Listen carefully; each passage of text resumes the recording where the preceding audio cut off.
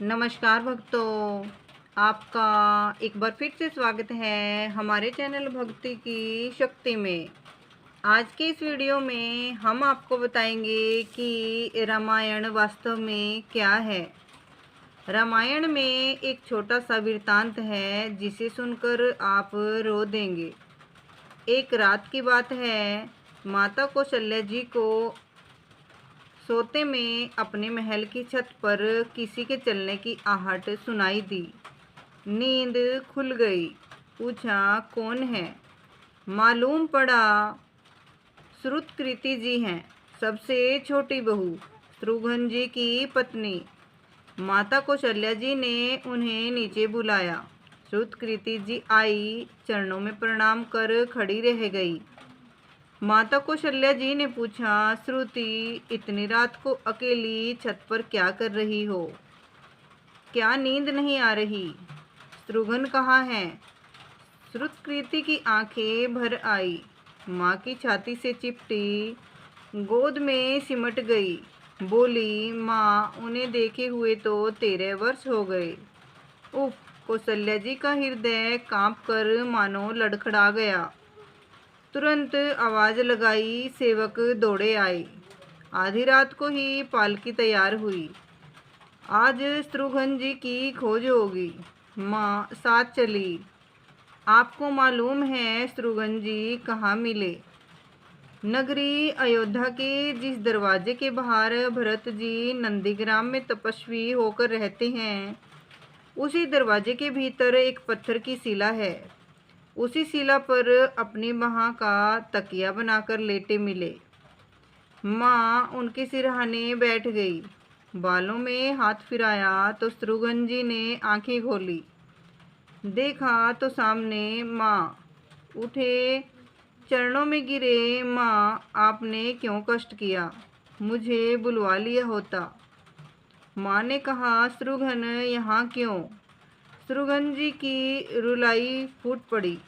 बोले, माँ, भैया राम जी पिताजी की आज्ञा से वन चले गए।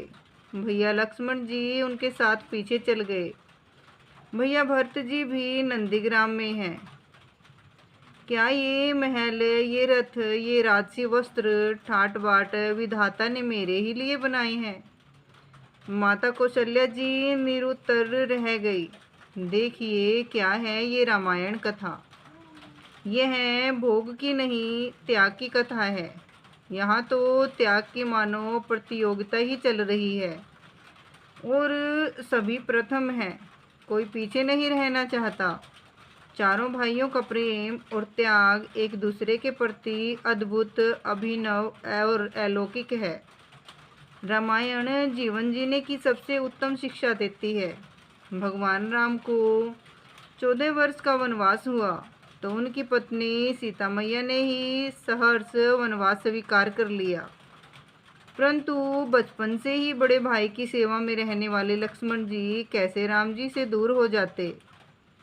अपनी माता सुमित्रा से तो उन्होंने आज्ञा ले ली थी वन जाने की, परंतु जब पत्नी उर्मिला के कक्ष की ओर बढ़ रहे थे तो सोच रहे थे कि माँ ने तो आज्ञा दे दी, परंतु उर्मिला को कैसे समझाऊंगा, क्या बोलूँगा उनसे।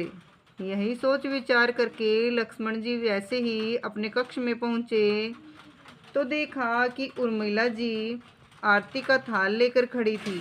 बोली, आप मेरी चिंता छोड़ प्रभु श्री राम के सेवा में वन को जाओ। मैं आपको नहीं रोकूंगी। मेरे कारण आपकी सेवा में कोई बाधा न आए, इसलिए साथ जाने की जिद भी नहीं करूंगी। लक्ष्मण जी को कहने में संकोच हो रहा था, परंतु उनके कुछ कहने से पहले ही उर्मिला जी ने उन्हें संकोच से बाहर निकाल दिया। वास्तव में यही पत्नी का धर्म है।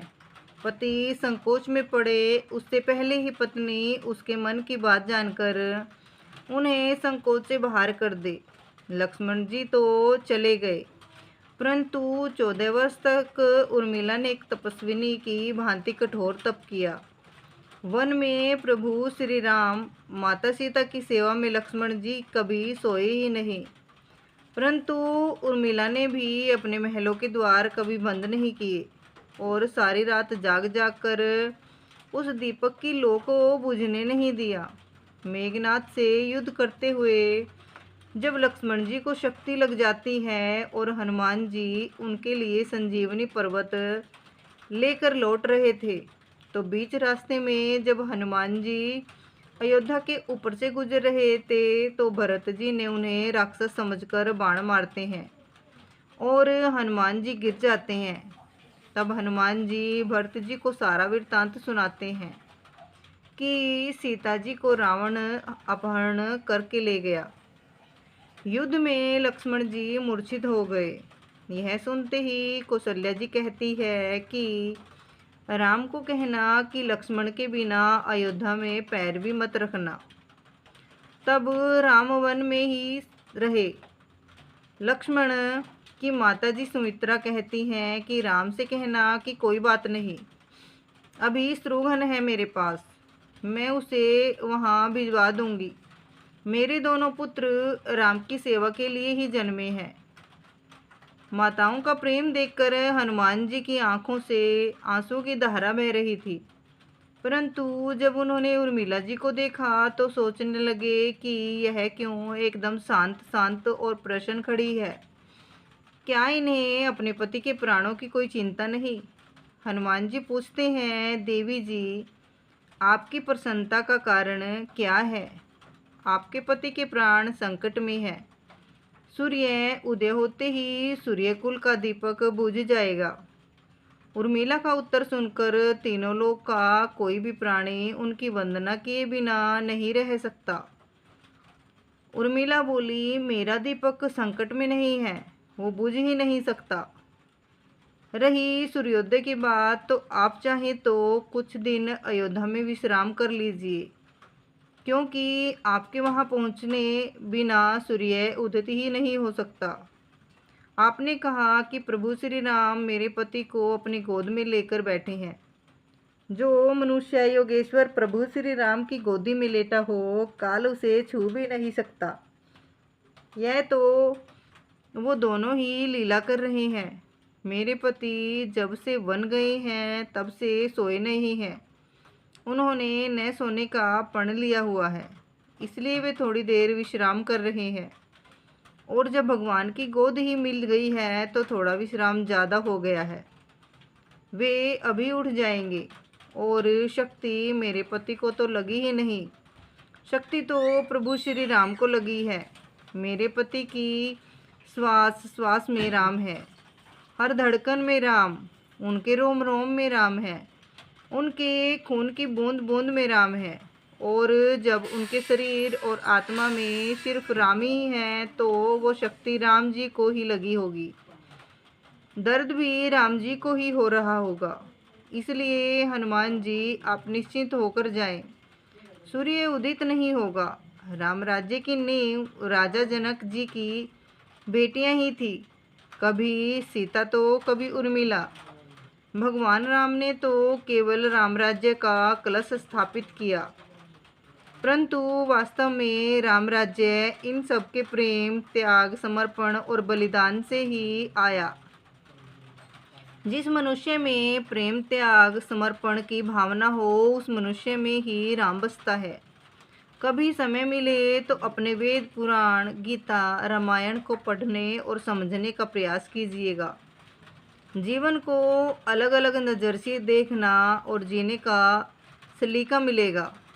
लक्ष्मण सा भाई हो, कौशल्या माई हो, स्वामी तुम जैसा मेरा रघुराई हो, नगरी हो अयोध्या सी, रघुकुल सा घराना हो, चरण हो राघव के जहाँ मेरा ठिकाना हो, त्याग भरत जैसा सीता सी नारी हो, लव कुश के जैसी संतान हमारी हो, श्रद्धा और स्वर्ण जैसी सबरी सी भक्ति हो, हनुमंत के जैसी निष्ठा, समर्पण और शक्ति हो।